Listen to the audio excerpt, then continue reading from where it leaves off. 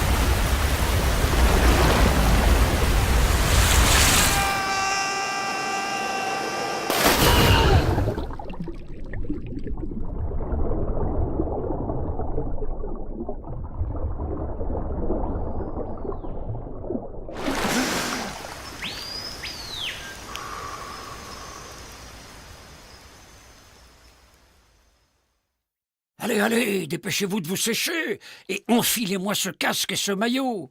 Il y a du monde qui vous attend.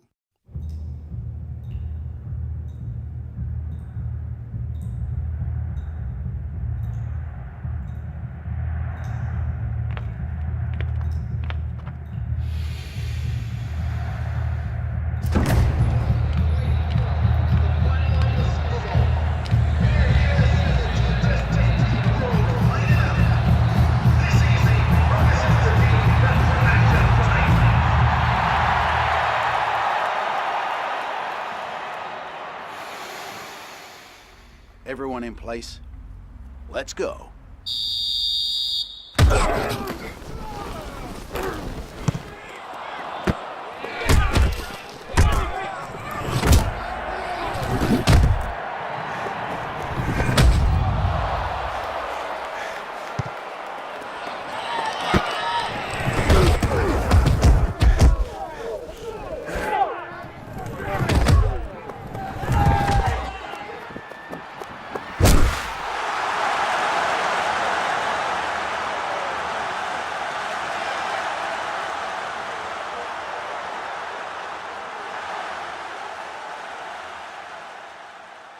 Alors, ça fait quoi d'être un champion de football américain? Bluffant, non? Tous ces vivas à votre entrée sur la pelouse, les chocs avec les joueurs adverses, et cet essai d'anthologie derrière l'embut, l'espace d'un instant, c'était vous, le dieu du stade, acclamé par une foule en délire. Ces moments extraordinaires dans la vie d'un joueur, vous avez pu les vivre comme si vous étiez en chair et en os dans le Memorial Coliseum de Los Angeles. Enfin, presque. En réalité, c'est un mannequin qui a joué ce rôle à votre place. Et pas dans un stade, mais dans un studio d'enregistrement. Pour obtenir cet effet spectaculaire, c'est tout simple. Il suffit de placer 2 micros au niveau des oreilles du mannequin et des spécialistes du bruitage. Lui tourne autour pour recréer l'ambiance sonore correspondant à une jungle ou à un stade. Les oreilles micro captent alors les sons venant de la gauche ou de la droite, exactement comme l'auraient fait vos propres oreilles. Aujourd'hui, des logiciels permettent de remplacer les mannequins, mais le résultat est le même. En écoutant les sons 3D avec un casque stéréo, votre cerveau se laisse berner et vous avez l'impression d'être au cœur de l'action. Voici l'histoire d'une sieste qui finit mal. Tout commençait à merveille, pourtant, un lit douillet dans une chambre calme. Écoutez.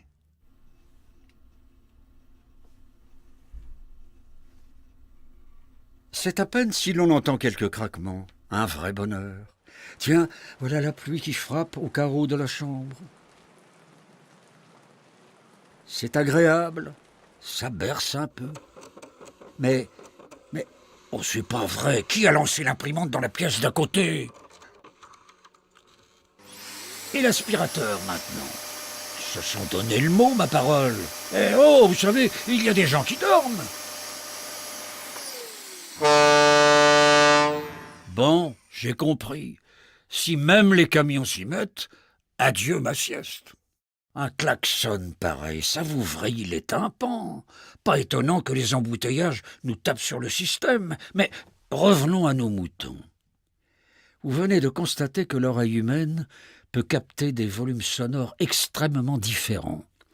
Les scientifiques, eux, ont mesuré ça avec beaucoup plus de précision. Le plus petit bruit que nos oreilles peuvent percevoir correspond à une pression de 0,02 millième de pascal sur nos tympans. Ça ne vous dit pas grand-chose? Eh bien, pour vous donner un point de comparaison, sachez que votre respiration, quand vous êtes calme et reposé, produit déjà une pression 3 fois plus forte que ces 0,02 millièmes de pascal. C'est dire la finesse de notre acuité auditive. À l'autre bout de l'échelle, c'est la douleur qui impose sa limite au tympan. On commence à avoir mal au-delà de 20 pascal, soit tout de même une pression 1 million de fois plus grande. Ah oui, j'oubliais, 20 pascal, c'est le bruit d'un avion en réaction qui décolle à 300 mètres de vos oreilles. Aïe, aïe, aïe, aïe, aïe, aïe, ça me fait mal rien que d'y penser. J'espère que ce voyage sonore vous a plu. Quant à moi, avant de rendre l'antenne, laissez-moi vous offrir un tout dernier cadeau bonus.